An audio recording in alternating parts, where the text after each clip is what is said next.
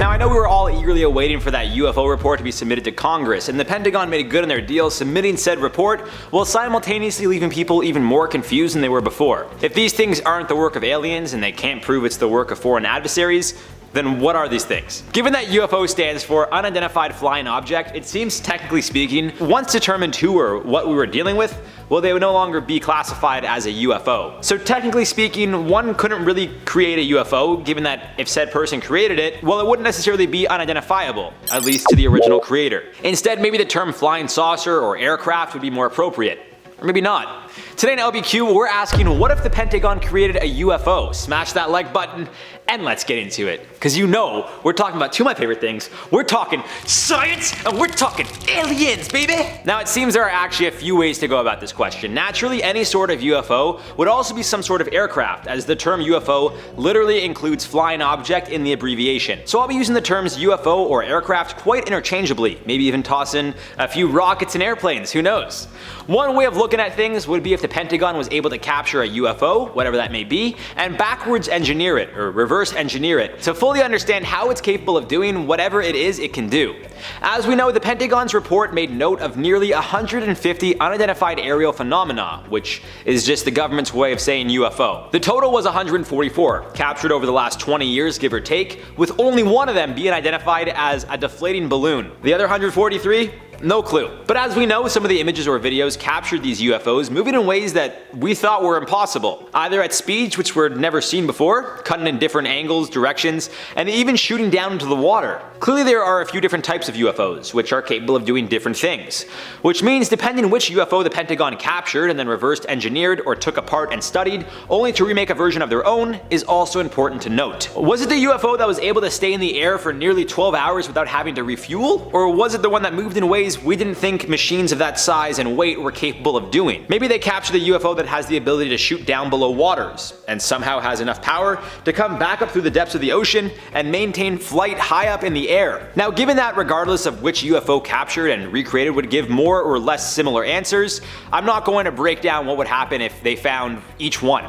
The simplest answer is they would take apart their findings only to put it back together in hopes of it working the exact same way. This would allow engineers, scientists, and whoever else would build UFOs to create replicas of sorts, assuming again the UFOs are created using materials that we have available to us here on Earth. This leads to another very interesting idea, that maybe this is the work of an extraterrestrial species, which we'll touch on more later. Assuming these things were man-made by someone, somewhere, if the Pentagon found ways to create more, it would allow them to continue to have an incredibly powerful and well-equipped military. However, just because the Pentagon would be capable of creating UFOs doesn't necessarily mean they would outright admit to that. In fact, it's quite possible the UFOs tracked by the government are actually not UFOs at all. Well, to some degree. Of course, to us, the general public, the media, and the majority of the world who truly have no idea what these things actually are, yes, they are UFOs. But hypothetically speaking, what if the US government, for example, are actually responsible for these UFOs and are just playing into this idea that they actually have no idea what they are either? Now this idea that the government would lie to the general public for the purpose of national security seems absolutely crazy.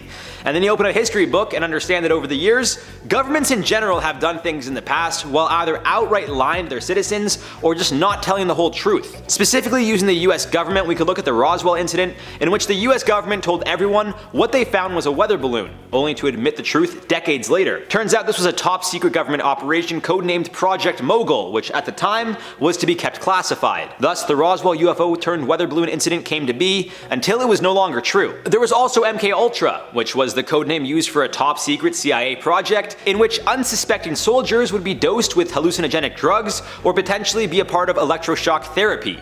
Although some of those being tested knew exactly what they had signed up for, others weren't so lucky, even when the hallucinogens started to take effect. And this lasted nearly 20 years, from about 1953 to 1973, until it was fully declassified in 1975, which is when all hell broke loose, as you can imagine. So going back to the US government actually knowing and controlling these UFOs, but acting as if they have no idea what they are, assuming they're a part of a highly classified project, Well, that doesn't seem so far-fetched in my eyes. Although some believe those in the government are always more informed than the general public, you'd be surprised that a lot of the government is still considered the general public, thus they don't know a whole lot more than we do. Much like us, they too get their news from media outlets, unless of course they're in a very high important position and are told about classified projects and details. Even the president may not be let in on certain projects for the safety of themselves and national security, which means it is quite possible that the UFOs spotted over the last 20 years or so do belong to the US government, and only a handful of people, maybe 5, maybe 10, know about it. I say this because after doing a video on the Pentagon's secret army,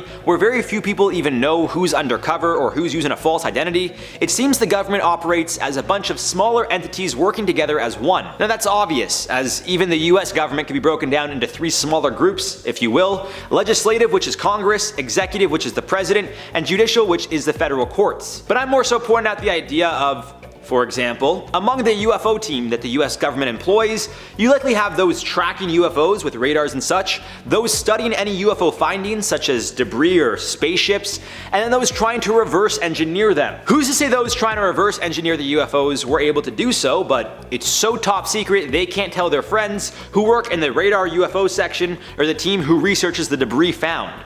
Again, this could be for national security reasons, the same way the government lied about the Roswell incident. At the time, they felt it was necessary and more important to keep their citizens safe than to tell them the truth. So going back to my original point, it is in fact possible that the US government knows exactly what these UFOs are and are pretending it's something they've never seen before in order to protect their own work. Remember how before there was this fear that a foreign adversary such as Russia or China could be responsible for these aircrafts, which would cement how much more advanced their technologies are compared to ours? Well, let's flip the script. I'm sure China and Russia thought maybe this is the work of the US government, and if they're capable of creating these crafts, they're further ahead from a technological standpoint than originally thought. And if this is the case, why would the US government admit to other foreign governments, who they feel could be a threat to national security, that they are in fact the ones responsible for creating this new type of machinery never seen before? Wouldn't the US government have more of an advantage acting as if they too have no idea what they're dealing with, when in reality they were the ones responsible all along? They did it with Roswell, who's to say it doesn't happen again? I'm just saying, guys. Now to wrap up, let's go down the rabbit hole with a wacky idea that the US government is actually working with aliens to perfect new technologies. I told you guys we were going down the rabbit hole, so don't give me that look. And although sometimes I randomly pull things out of the rectum library, this time around it seems we got some others who actually do believe the US government, as well as other government agencies, potentially alien agencies, are working all together. And they have a secret meeting base on Mars. I wish I was joking with you guys. But the truth is, this all sounds crazy until it turns out to be true.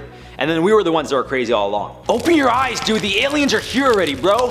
But on a more serious note, which very few people took seriously, a former Israeli space security chief outright said that former President Donald Trump knew about aliens and even referred to what he called, I quote, the Galactic Federation. Hayam Eshed, who at one point was the head of Israel's Defense Ministry's Space Directorate, spoke of an underground base in the depths of Mars, as he put it, where aliens and the US government, being represented by US astronauts, were working out a deal. I know, wild stuff. He even went as far as saying that Trump knew and almost revealed the information to the public, but was asked not to, fearing mass hysteria. To no surprise, this story didn't gain a ton of traction, and most wrote it off as crazy.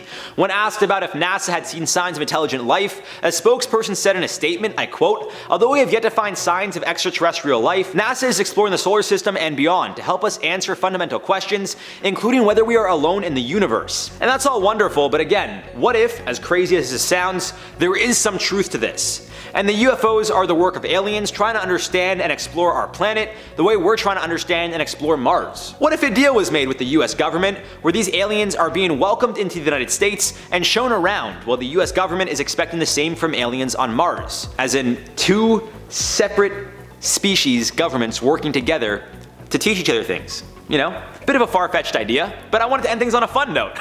Now, as always, guys, I would love to hear your thoughts on this one down below. For now, let's do some comment replies from the video. What if there is life on Mars marathon? Voltix said, how did sharks and crocodilians survive the mass extinctions mostly unchanged? That's a great question. I feel like I've done videos on evolution, or like the world and, you know, the Big Bang that talks about how that happened, but maybe if we did a video like are sharks dinosaurs or crocodiles dinosaurs, which like people say they are, I don't know, it could be cool. Bruh said, bruh, I just like that word, I think it's very funny, and I just imagined you saying it like Bruh. So that's why I wanted to include it. I don't know. Cia Valencia said, I heard the golden words, baby. Let's go. I know what those words are. A couple words there, actually. Talking about science and aliens, baby. Let's go. Let's go. I'm jacked up now. The blood's pumping. The heart's going. I feel good. Anyways, guys, gonna wrap up on that one. I've been your boy Pepper. Make sure you guys stay spicy. Sprinkle a little bit of pepper if you guys want or don't. And if you guys know any aliens, holla at your boy because I want to expose them. That's all for this one. You've been watching LBQ. Love you guys lots. We'll see you soon.